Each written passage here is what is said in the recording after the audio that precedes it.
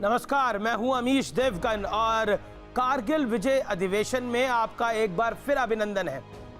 कारगिल विजय अधिवेशन में ये सेशन जो है ये बड़ा महत्वपूर्ण है और इस दौर का नाम है युवा मुक्त कांग्रेस। आप बोलेंगे ये बात मैं क्यों कह रहा हूं? पिछले कुछ महीनों के अंदर जब से 2019 के चुनावों के नतीजे आए हैं, एक एक युवा कांग्रेस से या तो बर्खास्त हो रहा है या तो बाहर का रास्ता ढूंढ रहा है या बाहर कर दिया गया है। ज्योतिरादित्य सिंधिया हो, सचिन पायलट हो, अशोक तंवर हो, संजय झा हो या फिर उससे पहले प्रियंका चतुर्वेदी हो जब राज्यसभा की मेंबर ऑफ पार्लियामेंट है। आखिरकार कांग्रेस क्यों युवा मुक्त हो रही है? आज इस पर मंथन भी होगा और आज इस पर बड़ी चर्चा भी होगी। तो पहली बार कांग्रेस बनाम कांग्रेस की इस जंग में कांग्रेस क्यों युवा मुक्त हो रही है, इस पर सार्थक चर्चा करने के लिए मेरे साथ मौजूद हैं आज वो धुरंधर जो टेलीविजन स्क्रीन पर कम आते हैं और एक साथ तो बहुत पहली बार इकट्ठा हो रहे हैं। संजय झा, कांग्रेस के पूर्व कद्दावर प्रवक्ता, कांग्रेस के निलंबित नेता। मेरे साथ अशोक तंवर है, हरियाणा कांग्रेस के अध्यक्ष रहे और पूर्व कांग्रेस सांसद भी हैं, उनका भी अभिनंदन है। और आचार्य प्रमोद कृष्णम है मेरे साथ, जो कि कांग्रेस के स्टार प्रचारक हैं और गांधी परिवार में अथक आस्था रखते हैं। आप तमाम लोगों का अभिनंदन है इस चर्चा के अंदर। सबसे पहले संजय झा, निलंबन आपका हो चुका है, तो निलंबन के बाद बाहर से कांग्रेस कैसी दिखती है? क्योंकि आपका पीछे मैंने ट्वीट पढ़ा था, ये कांग्रेस वाले तो बीजेपी वालों से भी खराब तरीके से ट्वीट करते हैं मेरे को और ट्रोल करते हैं मुझको। नहीं, देखिए अमीश जी, मैं तो इतना ही कहूंगा कि बहुत ही ये दुर्भाग्यपूर्ण और खेदजनक है कि जब पार्टी में कोई अपना जो भी अपना नसीहत हो, अपना सोच हो, अपना नजरिया हो, जो एक तरीके से परिवर्तन या सुधार के लिए वो पेश किया जाए। अंदर में तो हमारा जो संगठन है उसमें अंदरूनी जो लोकतंत्र होना चाहिए उसका तो गला ही घोट दिया गया है, कुछ वैसा मंच है ही नहीं। और इसीलिए हम लोग को कोई दूसरा कोई विकल्प था ही नहीं, तो हमने अखबार में कुछ लेख लिखा। उसी को लेके यदि हमको निलंबित किया गया है तो इस पर हम क्या करें? अब आप देखिए कि ज्योतिरादित्य सिंधिया और सचिन पायलट जो हम उनको करण अर्जुन समझते थे, जय वीरू समझते थे, उन पर भी जिस तरीके से पार्टी ने कदम उठाए कि आज ज्योतिरादित्य सिंधिया तो अब भारतीय जनता पार्टी में मिल ही चुके हैं और राजस्थान में कितना बेकार बर्बाद हो रहा है हाल कांग्रेस का, वो भी आप देख रहे हैं। तो मैं समझता हूं कि बहुत ही एक कांग्रेस पार्टी के लिए एक जो कहते हैं एक बहुत बड़ा एक चुनौती है। मैं विचारधारा से कांग्रेस पार्टी का हमेशा से समर्थक रहा हूं और भविष्य में भी सिपाही रहूंगा। और मैं समझता हूं कि जो सच न बोले पार्टी से, देखिए पार्टी में ढेर सारे ऐसे लोग हैं अमीश जी जो सच का सामना नहीं करना चाहते। जो हमारी जो नेतृत्व में जो लोग हैं जिनको आप रहनुमा कहिएगा, उनसे सच बोलने के लिए कोई तैयार ही नहीं है। यदि सब लोग ऐसे ही चुपचाप बैठे रहेंगे तो भारतीय जनता पार्टी में जितनी आक्रामक उनका जो एक रुख है, आप अमित शाह जी और नरेंद्र मोदी जी तो हर चुनाव जीतना चाहते हैं और उनमें एक नहीं, पर संजय ये में लगता है कोई नरेंद्र मोदी और अमित शाह अगर हर चुनाव जीतना चाहते हैं, ये उनका डिस्क्वालिफिकेशन तो है नहीं? बिल्कुल बिल्कुल, वही तो मैं कह रहा हूं कि यदि आपके अंदर भूख नहीं रहेगा तो आप कैसे जीतिएगा? लेकिन हम तो यही समझते हैं कि अंत में हम कहते हैं कि विचारधारा की लड़ाई है, विचारधारा का लड़ाई है तो आपको सबसे पहले सत्ता में तो आना होगा। यानी आप कह रहे हैं कि बुजुर्गों का पलड़ा भारी है, युवाओं को बारी बारी करके बाहर का रास्ता दिखाया जा रहा है। नहीं, देखिए एक बात अमीश, इस पर तो कोई, मैं समझता हूं कि कोई दो राय हो ही नहीं सकता है कि जो पार्टी एक आपने आम चुनाव में हमारा हार हुआ 2019 में, उसके बाद आप कर्नाटका आपने एक एनजीओ, कांग्रेस पार्टी एक एनजीओ तो है नहीं, लेकिन एनजीओ के जैसा सहानुभूति दिखाते हुए, बहुत दयालु और होते हुए हमने कर्नाटका भाजपा को वापस दे दिया, हमने मध्य प्रदेश वापस दे दिया। अब राजस्थान में भी एक तरीके से ऐसा हालात है कि कब तक वो सरकार चलेगा वो तो भगवान ही जाने। तो हम यहाँ कर क्या रहे हैं? आप केंद्र में हार गए, राज्य में जहां पर हमने अच्छा प्रदर्शन किया था दिसंबर में, अब वहां भी हमारी कहानी खत्म हो रही है। तो एक तरीके से ये आप देखिएगा तो अशोक गहलोत जी का एक वाहियात बयानबाजी। जी जी जी जी जी जी जैसे ठीक है संजय आपने तो क्या संदेश संजय अपनी बात को रखा। आचार्य प्रमोद कृष्णम, बुजुर्ग युवाओं को रहने नहीं दे रहे, कांग्रेस में जीने नहीं दे रहे।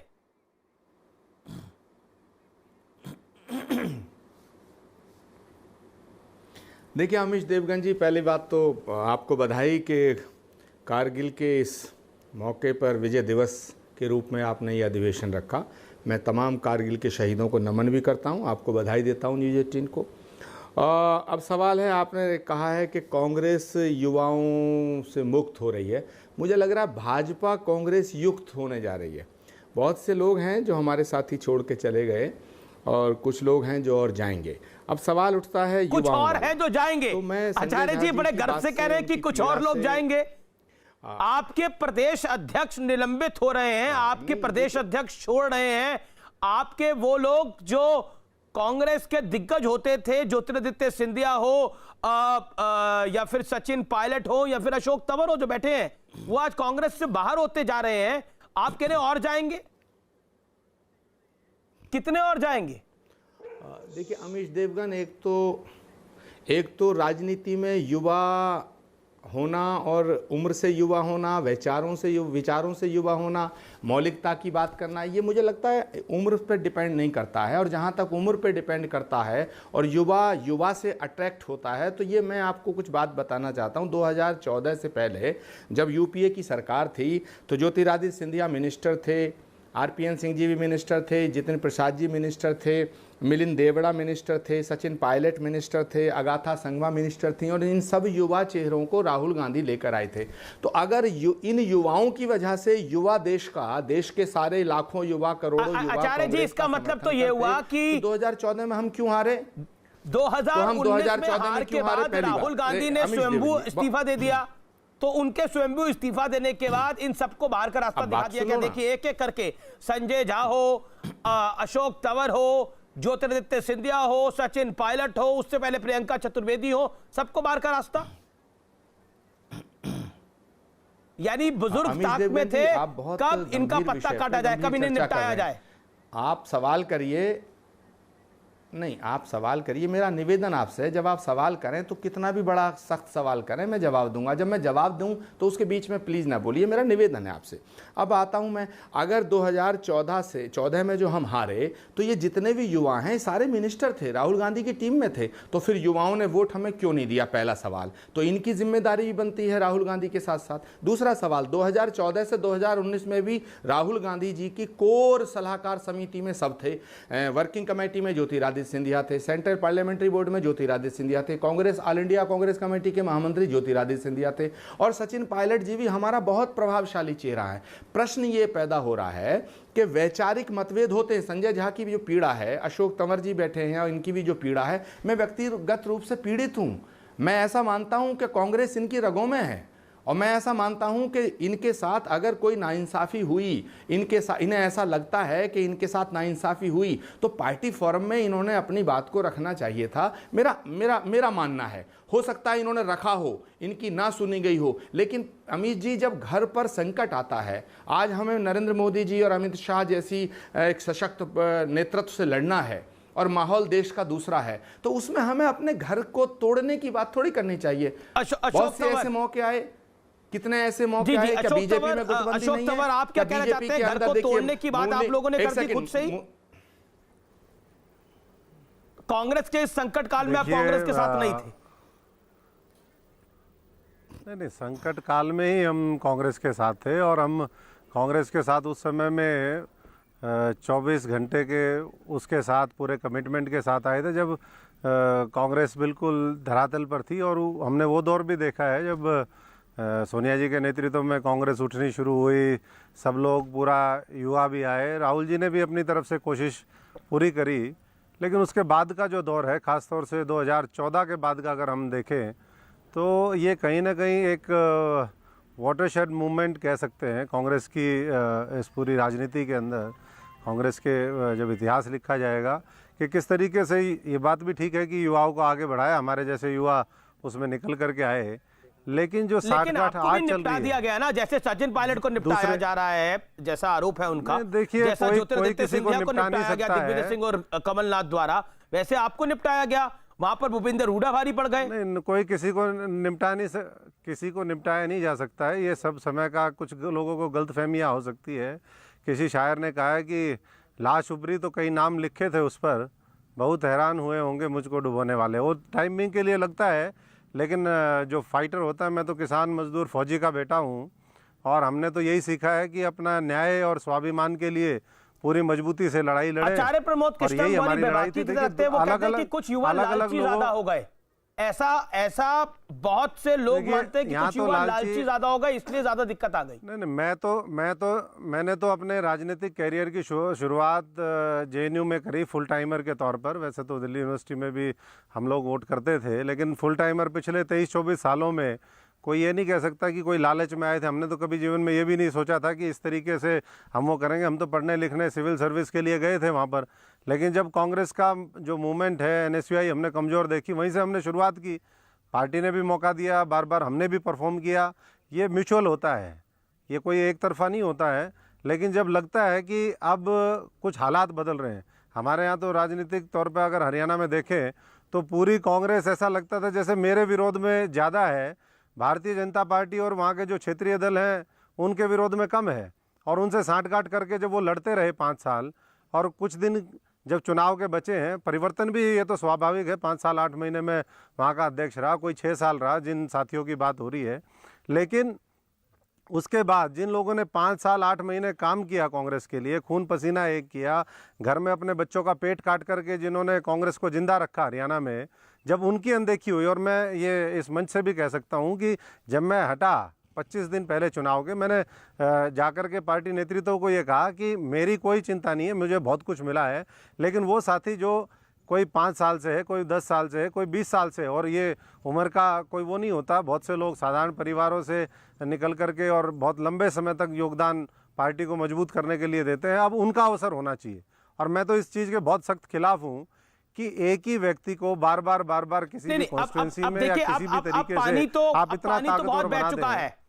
आचार्य जी, पानी तो बहुत बह चुका है। बिल्कुल 10 सेकंड में मैं अशोक तंवर आपसे जानना चाहूंगा, मौजूदा हालात पे आप क्या बोलेंगे? आपने तो सिंधिया साहब को भी देख लिया, उसके बाद सचिन पायलट की कहानी जो हो रही है वो भी आप देख रहे हैं। मामला सड़क पर है, सुप्रीम कोर्ट और हाई कोर्ट पर। ये तो देखिए, ये सारे जितने भी केस हैं ये अलग अलग हैं। कोई ऐसा नहीं है कि एक उसमें हम डाल करके सारे युवाओं को फिट कर दें। युवाओं की लड़ाई, उनकी सत्ता में भागीदारी की लड़ाई, हमारी न्याय और स्वाभिमान की लड़ाई थी। हमारे खिलाफ जैसे मैंने कहा कि रामलीला मैदान में ऐसे जंग होती थी जैसे कांग्रेस और बीजेपी के अंदर। बतौर पत्रकार, दोनों में फर्क है। भूपेंद्र हुड्डा से पीड़ित, इनको ज्योतिरादित्य सिंधिया दिग्विजय सिंह से पीड़ित, मैं सचिन पायलट अशोक गहलोत से पीड़ित, मुझे तो तरस एक ही है। नहीं, मुझे तरस आता है ऐसे लोगों के ऊपर जिनसे आप तुलना कर रहे हैं, क्योंकि उनका और हमारा कोई कंपटीशन नहीं है। उनके पास ठीक है, अनुभव है, एज है, सारी चीज़ें हैं। हमारी जो शक्ति है उसको हमने, और इसी तरीके से जो हरियाणा के और देश के जो लाखों करोड़ों लोग थे उनको चैनलाइज उनकी एनर्जी को करने की नहीं, मेरे को तो ये सारे पे सभी के ऊपर तरस आ रहा है कि पैर कब्र में लटके हैं फिर भी बंदे भटके हैं, और नौजवानों को जो है जिस तरीके से वो किया जा रहा है, ये मैं समझता हूँ कि कांग्रेस के भविष्य के लिए बहुत शुभ संकेत नहीं है। और साथ साथ मैंने ये भी कहा कि आचार्य जी हाथ खड़ा कर रहे हैं, वो कुछ कह रहे हैं। आचार्य जी, पैर कब्र में लटके हैं फिर भी बंदे अटके हैं। देखिए, अशोक तंवर जी को मैं बहुत स्नेह करता हूँ। इन्होंने ज़मीन से उठ के आगे बढ़े हैं ये, और इन्होंने कांग्रेस की सेवा की है, और ये किसी के रहमो करम पे राजनीति में नहीं आए। इनको हरियाणा प्रदेश कांग्रेस का अध्यक्ष बनाया, और 6 साल लगभग इन्होंने हरियाणा प्रदेश कांग्रेस के अध्यक्ष पद पर सेवा की है। अब इनका जो झगड़ा है, कांग्रेस में इनका कोई विरोधी नहीं है। कांग्रेस पार्टी ने इनको कभी भी इनको तिरस्कृत नहीं किया, इन्होंने ही कांग्रेस को छोड़ा था। मुझे जहां तक याद है, कांग्रेस ने इन्हें नहीं निकाला। कांग्रेस पार्टी से नाराज होकर के कुछ मुद्दों पर इनका जो झगड़ा था वो निलंबित कर दिया। भूपेंद्र सिंह हुड्डा के दबाव में, देखिए, भूपेंद्र सिंह हुड्डा जी के विरोध में इनको हटाया गया, और वो भी चुनाव से कुछ दिन पहले। वह पार्टी का निर्णय मजबूरी में लिया गया होगा या किसी वजह से लिया गया था, उस पर बात हो सकती है। मगर अब दिक्कत ये पैदा हो रही है, संजय झा जी का मामला है। अभी तक आप तो कल ही मेरी डिबेट में कह रहे थे सब कुछ बीजेपी करवा रही है। मजबूरियां होती हैं, जैसे बीजेपी में अरे भाई जैसे बीजेपी में आप क्या तो कह गुटबंदी रहे हैं नहीं है? सारा राजनाथ खेल सिंह बीजेपी जी आज करवा रही कहाँ हैं? है। अडवाणी जी कहाँ हैं? मुरली मनोहर जोशी कहाँ हैं? मेरी बात तो सुनो ना, बीजेपी उसका मौके का फायदा उठाना चाहती है, लेकिन जैसे अरे संजय अडवाणी झा जी हैं, अभी तक इन्होंने 94 भाजपा साल ज्वाइन के हो क्यों गए, नहीं किया? आप कैसे 94 कह के सकते आप हैं? अशोक तंवर से अडवाणी जी का मुकाबला कैसे कर सकते हैं? संजय झा से आप मुरली मनोहर जोशी का मुकाबला करेंगे? वहां पर पीढ़ी बदल गई है। वहां पर देखिए, अडवाणी जी, देखिए, मुरली मनोहर जोशी और अटल बिहारी वाजपेयी ने सत्ता जेपी नड्डा, अमित शाह और नरेंद्र मोदी को दी है। वहां पर पीढ़ी बदली है। आप भाजपा का पक्ष मत मैं लीजिएगा, भाजपा हमारा का पक्ष नहीं रख रहा, विश्लेषण लेकिन सुनिएगा, ये हमारी तार्किक बात तो बात है। मैं सुनिएगा। किसी का पक्ष नहीं रख रहा, अमीश- लेकिन आचार्य जी, अमीश आचार्यवर, ये तार्किक बात है। वहां पीढ़ी बदली है। अमीश जी मेरी वहां अमीश जी मुझे बोलने नहीं दे रहे पीढ़ी ना। बदली है। आपने अशोक तंवर जी को नहीं टोका, आपने संजय झा वहां को नहीं मुख्तार टोका, अब्बास आप नकवी मुझे मेरे बीच में प्रवक्ता होते टोकते थे, हैं, मेरी प्रकाश बात को जावड़ेकर पूरा मेरे नहीं होने प्रवक्ता होते देते। थे। आज संबित पात्रा, गौरव भाटिया, मेरी डॉक्टर बात सुधांशु सुनिए ना। चतुर्वेदी प्रवक्ता है। वहां मुझे- पीढ़ी बदली है और वो राज्यसभा सांसद भी है इनमें से कई लोग। अनिल बलूनी मीडिया हेड है। ऐसा है जिस समय ओके अमीश देवगन जी, जिस समय ज्योतिरादित्य सिंधिया, आरपीएन सिंह जी, मिलिंद देवड़ा और सचिन पायलट जी को मिनिस्टर बनाया गया था, तो बहुत से लोग थे जिनका दावा था, लेकिन राहुल गांधी जी ने इनको आगे बढ़ाया। और अशोक तंवर जी को भी जब अध्यक्ष बनाया गया था, बहुत से लोगों का विरोध था, वरिष्ठ लोगों का, लेकिन बनाया गया। और आप अशोक तंवर को जो कह रहे थे निपटा दिया, मैं बिल्कुल सहमत हूं। अशोक तंवर निपटे नहीं है, वो एक शख्सियत हैं और रहेंगे, और हो सकता है कि बहुत जल्दी कांग्रेस उन्हें फिर सम्मान दे, लेकिन ये विषय भविष्य का है। मेरा प्रयास रहेगा। अब संजय झा का जो विषय है, संजय कुछ तो कहना चाहते हैं। संजय जो अशोक गहलोत ने बोला, मैं एक बाइट सुनाना चाहता हूं, गहलोत की बाइट। पायलट नकारा है और निकम्मा है, अंग्रेजी बोलते हैं और विदेश जाते हैं। अब बताइए, अंग्रेजी बोलना और स्मार्ट दिखना।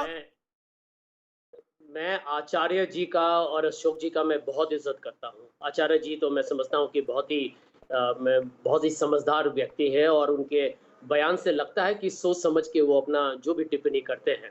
लेकिन सच्चाई कांग्रेस पार्टी का यही है।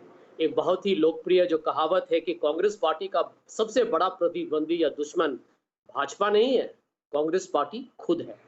आज यदि राजस्थान के मुख्यमंत्री कहते हैं कि हमने 18 महीने में हमने सचिन पायलट से बातचीत की ही नहीं, तो आप इससे क्या आपको संदेश मिलेगा? आप ये बताइए कि देखिए, तो कांग्रेस पार्टी में तब्दीली लाना अनिवार्य है। यहाँ पर चाहे वो नेतृत्व को लेके हो, संगठन को लेके हो, विचारधारा को लेके हो, कांग्रेस पार्टी में बातचीत ही नहीं होती है। और हैरानी की बात तो ये है कि हमने कुछ नसीहत दी, हमने कुछ सुझाव दिया, उसी के लोग कांग्रेस पार्टी, ये क्या अंदरूनी हमारा लोकतंत्र है, उसी को लेके आप निलंबित कर, हमको निलंबित कर दीजिए, उससे हमको कोई वो बड़ी बात नहीं है, हम आपके लिए भी लड़ रहे हैं। परंतु यहाँ पर हम इस वक्त भारतीय जनता पार्टी को हम क्या कहें?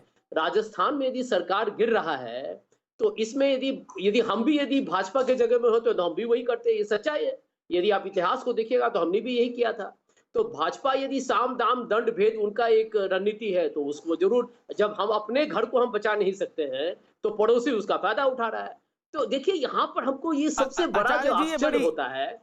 आचार्य जी, ये बड़ी सिंपल बात है कि अगर आप अपना मकान नहीं बचाएंगे तो पड़ोसी तो फायदा उठा ही लेगा। दूसरी बात, बड़ी डिमांड चल रही है कि आपको मुख्यमंत्री बनाया जाए, मुख्यमंत्री कैंडिडेट बनाया जाए कांग्रेस की तरफ से उत्तर प्रदेश का। अब आपको नहीं बनाया जाएगा तो कांग्रेस छोड़ देंगे क्या आचार्य जी? ये कई संत, एक संतों का वर्ग पूरी मुहिम चला रखा है। पहली बात, सूतना कपास, क्या करिएगा? पहली बात अमीश देवगन, सूतना कपास जुलाई से लट्ठा लट्ठा। अभी तो उत्तर प्रदेश में कांग्रेस की सरकार बनेगी, कांग्रेस मजबूत होगी, उस पर चर्चा हो रही है। लेकिन जहाँ तक सवाल है कि कोई मुख्यमंत्री का कैंडिडेट बनाने की बात करता है, कोई किसी का कैंडिडेट बनाने की बात करता है, ये तो फॉलोअर्स की अपनी अपनी भावना होती है। अशोक तंवर जी को भी हम लोग खुद चाहते थे कि अशोक तंवर मुख्यमंत्री बन जाएं जब प्रदेश अध्यक्ष थे, उन्हें तो मुख्यमंत्री छोड़ा, आपने पार्टी से बाहर कर दिया।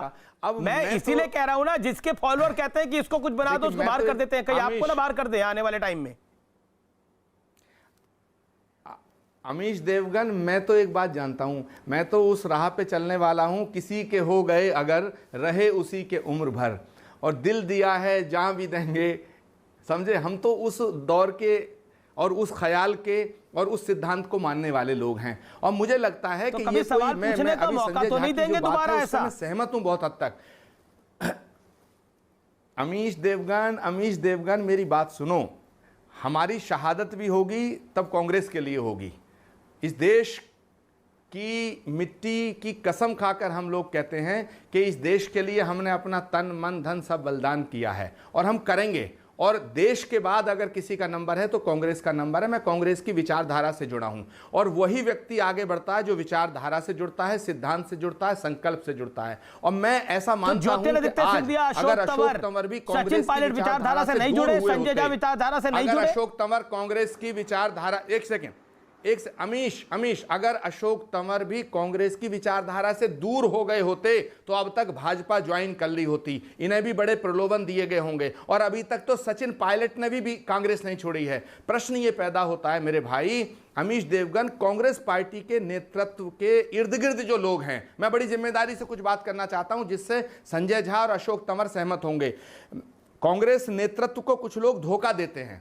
कांग्रेस नेतृत्व के साथ साजिश हो रही है। कौन? षड्यंत्र हो रहा है। कौन कर रहा है षड्यंत्र? कांग्रेस नेतृत्व को गुमराह किया जा रहा है। कौन कर रहा है? ये कांग्रेस की एक बहुत बड़ी प्रॉब्लम बन गई है। नहीं, कौन कर रहा है षड्यंत्र? ये मैं टेलीविजन पर थोड़ी बताऊंगा। अच्छा, तो फिर किसको बताएंगे? मैं वो काम नहीं करूंगा जो संजय झा। देखिए, संजय झा ने जो है एक आर्टिकल लिखा। संजय झा कांग्रेस.com चलाते थे। संजय झा कांग्रेस की नीतियों को आगे बढ़ाते थे, लेकिन संजय झा के पास पूरा अधिकार था कि कांग्रेस की अच्छाई, कांग्रेस की बुराई को कांग्रेस के प्लेटफॉर्म पे डिस्कस करें। संजय झा ने एक आर्टिकल लिखा, उससे शायद विवाद पैदा हुआ। संजय कुछ कहना चाहते हैं? एक सेकंड आचार्य जी, संजय को बोलने दीजिए। संजय कुछ कहना चाहते हैं क्योंकि आपने बात बोली है तो ही वांट्स टू रिएक्ट किया जा रहा है। संजय, आचार्य जी, बहुत जल्दी हम बताना चाहेंगे कि आपने मेरा वो लेख पढ़ा है। हम आज आप न्यूज 18 इंडिया अमीश जी के प्रोग्राम पर हम कांग्रेस पार्टी के किसी भी नेता, किसी भी कार्यकर्ता जो भी हो, जिसने मेरा वो आर्टिकल पढ़ा हो, उसमें से एक लाइन निकाल के मुझे बताए कि उसमें क्या हमने लिखा है जिसको लेके लोग हमसे नाराज या नाखुश हैं। हमने तो वहां ये लिखा कि देश का भविष्य, देश के संविधान और लोकतंत्र को मजबूत करने के लिए यदि कोई भी भाजपा के साथ यदि महायुद्ध में जीत सकता है तो वो कांग्रेस पार्टी है। लेकिन आपको अपने पूरे जो एक तरीके से जो आपका जो एक जज्बा चाहिए, एक जुनून चाहिए, एक जज्बात के साथ आपको लड़ना होगा, वो आप में है ही नहीं। कोई भूख है ही नहीं, कोई नेतृत्व है ही नहीं। आप यही हाल है। यदि ये कहना यदि मेरा एक बहुत बड़ा एक गलती है, हमने कोई अपराध किया है, तो आप बताइए क्या इसमें। और एक बात बता रहे हैं आचार्य जी, आप भी इस सच को जानते हैं, कोई अंदर में हमारा जो है अंदरूनी कोई मंच नहीं है। There is no internal democracy. कोई सुनने के लिए तैयार नहीं है। हमें निलंबित किया हमने एक टीवी चैनल से, मुझे मालूम हुआ। हम एक टीवी प्रोग्राम खत्म हुआ अमीश जी, और 2 मिनट के बाद मैंने टीवी चैनल पर देखा कि Sanjay Jha has been suspended, और आपने शो कॉज नोटिस कुछ भी नहीं, बिना कारण ऐसे ही आपने हटा दिया। ये कोई तरीका है? और हम लोग देखिए उस समय लड़े हैं कांग्रेस के लिए जब कोई लोग जाने के लिए तैयार भी नहीं थे कि टीवी में जाके हम कैसे 2G या CWG या और जो भी कोल एलोकेशंस के अगेंस्ट में जितने भी हम पर आरोप लगते थे, इल्जाम लगते थे, हमने उस समय जाके कांग्रेस पार्टी के बचाव के लिए हम लड़े हुए हैं। तो हमको कौन यहाँ पर हमको भाषण देने के लिए आएगा कांग्रेस पार्टी से? और आप यदि अपने आप अंदर की खामियां अंदर में यदि हम अपने आप अंदर देख के अपनी कमजोरी को हम मजबूत न करें। आचार्य जी स्पष्ट रूप से बोल रहे हैं कि अंदर कोई सुनवाई नहीं है तो बाहर बोलेंगे नहीं तो दम घुट के मर थोड़ी जाएंगे। यही सच्चाई है। अशोक जी मैं आपकी बात आ रहा हूं। आचार्य जी, मैं संजय झा की बात को बड़ी गंभीरता से सुन रहा था और मैं संजय झा की पीड़ा को समझता हूं, और मैं ये बिल्कुल नहीं कह रहा कि संजय झा ने कांग्रेस के लिए काम नहीं किया। संजय जी ने बहुत काम किया। संजय जी के अंदर जज्बा है, पोटेंशियल है, उनके अंदर प्रतिभा है। लेकिन मैं फिर बार बार एक बात जो कह रहा हूं वो ये कह रहा हूं कि कांग्रेस नेतृत्व के इर्द गिर्द कुछ ऐसे लोग हैं जो कांग्रेस नेतृत्व को गुमराह भी करते हैं और कांग्रेस नेतृत्व को धोखा दे रहे हैं, और ये कांग्रेस नेतृत्व को बाद में समझ में आएगा, इस पर चर्चा हो सकती है। लेकिन प्रश्न ये पैदा होता है संजय जी कि अगर आपको निलंबित किया गया तो उसके बाद आपने किसी नेता से, किसी कांग्रेस नेतृत्व से प्रयास किया? संजय क्या कांग्रेस में युवाओं को किनारे लगाने की मुहिम चल रही है? निलंबित कर दिया। संजय क्या कांग्रेस में, मेरा सवाल है, युवाओं को किनारे लगाने की मुहिम चल रही है? अमीश जी इस बात थोड़ा और ब्लंट होकर बोलता हूं, ठासने की मुहिम चल रही है युवाओं को कि ठास दो इनको, नहीं बाहर कर दो, ठास दो, फंसा दो।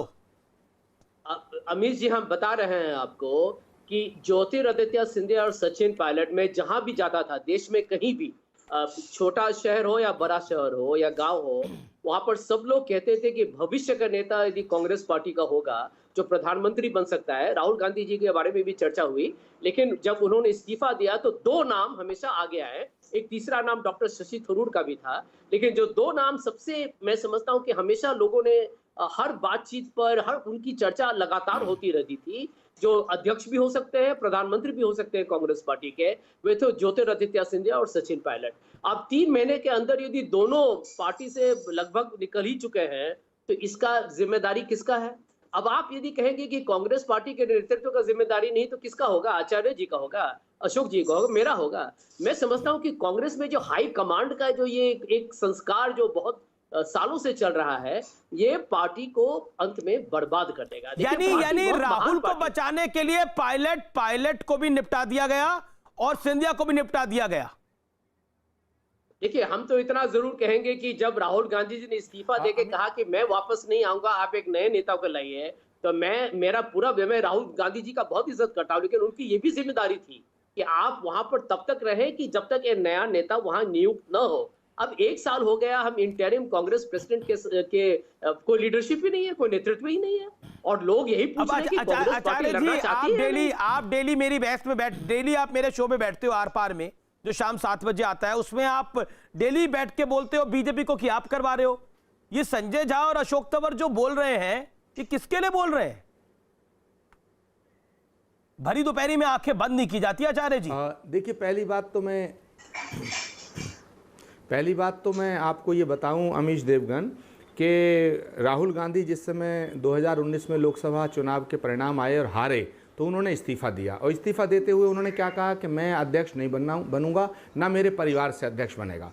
तो ये कांग्रेस के जो तमाम नेता हैं, इनकी जिम्मेदारी थी या नहीं थी? संजय झा जी से मैं पूछना चाहता हूं, जो कांग्रेस की वर्किंग कमेटी है, जो कांग्रेस की working committee non working committee बन के बैठी हुई है, क्या इनकी जिम्मेदारी नहीं थी कि राहुल गांधी जी को या तो एग्री करते या एग्री नहीं करते तो उसी समय दूसरा अध्यक्ष डिक्लेयर करते? 1 साल तक क्यों प्रतीक्षा किया? पहली बात। मैं वही बात कहना चाहता हूं कि उस नेतृत्व को, जैसे संजय जी ने शुरू में कहा कि सच बोलने की कोई हिम्मत नहीं रखता है, भाई क्यों नहीं हिम्मत रखते हैं? ज्योतिरादित्य सिंधिया में क्या कमी थी? ज्योतिरादित्य सिंधिया ने क्यों नहीं कहा कि साहब कांग्रेस अध्यक्षता का चुनाव होना चाहिए? क्यों सचिन पायलट जी ने उस समय नहीं कहा कि जब आपने इस्तीफा दे दिया है तो हम दूसरा कोई कांग्रेस पार्टी के अध्यक्ष के लिए चुनाव होना चाहिए? क्यों कोई ये क्यों नहीं कहता कि कांग्रेस का अध्यक्ष सेलेक्टेड नहीं होगा, इलेक्टेड होगा, कांग्रेस के संविधान के मुताबिक होगा? तो गलती सारी, अगर आप नेहरू परिवार, एक सवाल मैं पूछूंगा और जवाब आप लोगों को देना है। क्या कांग्रेस में 2 अलग अलग टीम है, राहुल की टीम और सोनिया गांधी की टीम? अशोक तंवर। देखिए, देखने में लगता है, लेकिन मैं समझता हूं कि सारा कोई भी डिसीजन है, लाइकिंग डिसलाइकिंग हमारी भी व्यक्तिगत होती है, और जिसके साथ हमने लंबे समय तक काम किया है या जो एक एज ग्रुप के साथ जो कंफर्ट लेवल होता है, वो अलग बात होती है। जी। लेकिन अब ये मैंने जैसा कहा कि पहले भी कि अशोक जी, ये रैपिड फायर राउंड है, इसलिए आपको एक ही लाइन में जवाब देना है, एक ही लाइन में जवाब देना है। संजय झा, जब कांग्रेस सबसे मजबूत होनी चाहिए थी, तब कांग्रेस क्या संजय कांग्रेस युवा मुक्त हो रही है? पीछे यही लोग हैं, उसी के पीछे ये लोग हैं। कांग्रेस युवा मुक्त हो रही है संजय, एक लाइन में। अमीश जी, कांग्रेस पार्टी के सामने बहुत बड़ा एक समस्या है, इसका समाधान ढूंढना बहुत ही अनिवार्य है। यदि अभी हमको भाजपा के साथ लड़ना है और हमारे अच्छे नेता लोग पार्टी को छोड़ के, कि नहीं हो रही? हो रही है। Okay Acharya ji, final question to you, Congress बूढ़ी इसलिए युवाओं से दूरी, हाँ या ना? कांग्रेस बिल्कुल बूढ़ी नहीं हुई है। कांग्रेस एक विचारधारा जो कभी बूढ़ी नहीं हो सकती। चलिए, बहुत बहुत शुक्रिया, लेकिन विचारधारा ही रह गई है, नेता जाए जा रहे हैं। बहुत बहुत शुक्रिया। अगला सेशन राम माधव के साथ होगा।